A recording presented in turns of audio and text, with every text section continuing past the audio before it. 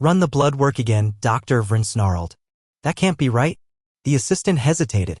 But it matches all 12 samples. Vryn stared through the glass wall at the human. He was smiling. And he shouldn't be.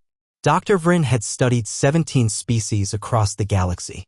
Humans were supposed to be the weakest, fragile bags of water and bone that somehow crawled out of their gravity well through sheer stubbornness. The Galactic Medical Council had assigned him to catalog their biological limitations for the Conquest files. Pathetic creatures, he muttered, reviewing the initial scans. Their bones snapped under pressure that wouldn't dent Krillian chitin. Their skin tore like tissue paper. Their muscles were embarrassingly weak compared to the hydraulic systems of his own species. The human specimen, designation Marcus Chin, sat in the containment cell, still grinning despite 3 days of what should have been excruciating testing. Vryn had exposed him to radiation levels that would liquefy most beings. He'd introduced 17 different toxins into his bloodstream.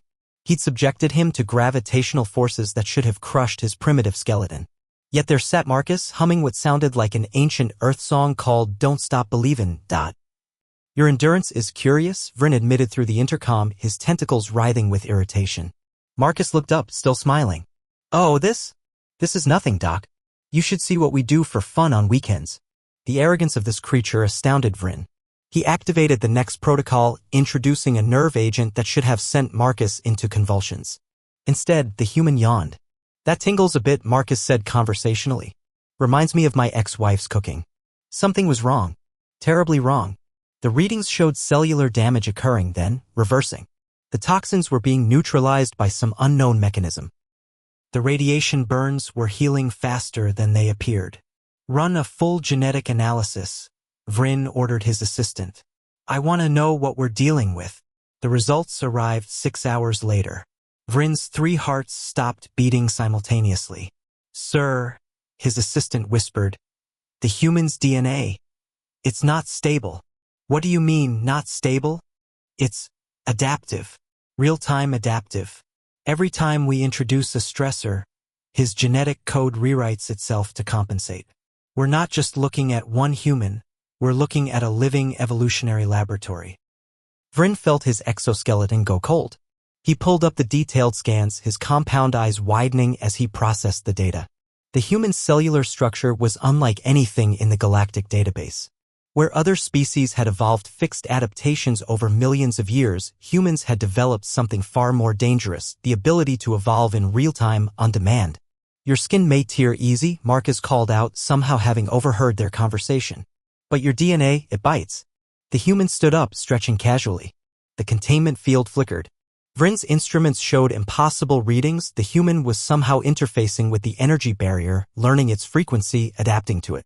You see, Doc, Marcus continued, his voice carrying a weight that made Vryn's species-specific confidence begin to crumble. You've been thinking about this all wrong.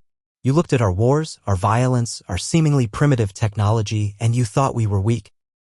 The containment field sparked. Died. Marcus stepped out of the cell. You call it evolution. We call it Tuesday. Vryn reached for the emergency alarm, but his tentacles wouldn't respond.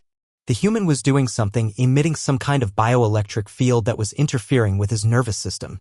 The thing about humans, Marcus said, walking closer, is that we're not the apex predator of our world because we're the strongest or the fastest. We're apex predators because we're the most adaptable. And adaptability, Doc? That's not just about surviving harsh environments. Marcus paused in front of Vryn's workstation, his eyes scanning the alien doctor's notes with casual interest. It's about becoming the environment. The laboratory's lights flickered. Vryn realized with growing horror that the human wasn't just adapting to the technology around him, he was learning to control it.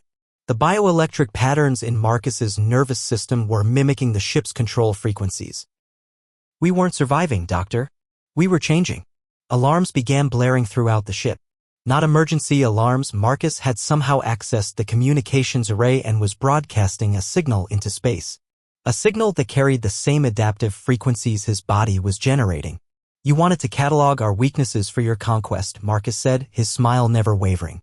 But you made one critical error. You assumed that what you were studying was our final form. Through the viewport, Vryn could see Earth in the distance. Except, something was different. The planet's electromagnetic signature was shifting, responding to Marcus's broadcast.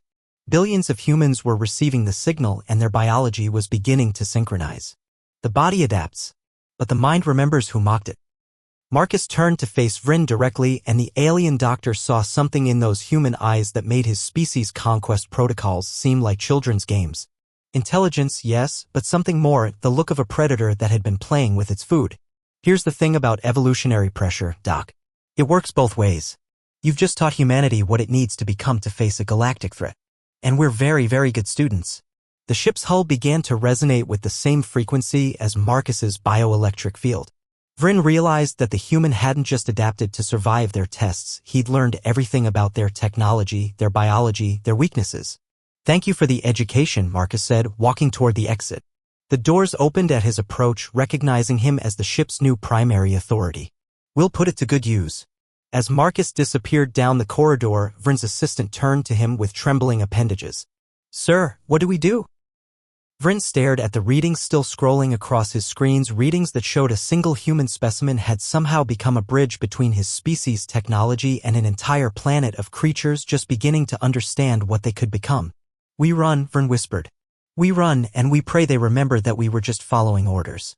Behind them, Earth continued to pulse with new electromagnetic patterns, and somewhere in space, other human ships began to respond, ships that had been presumed destroyed in the initial skirmishes, now revealing themselves to be something far more dangerous than anyone had imagined.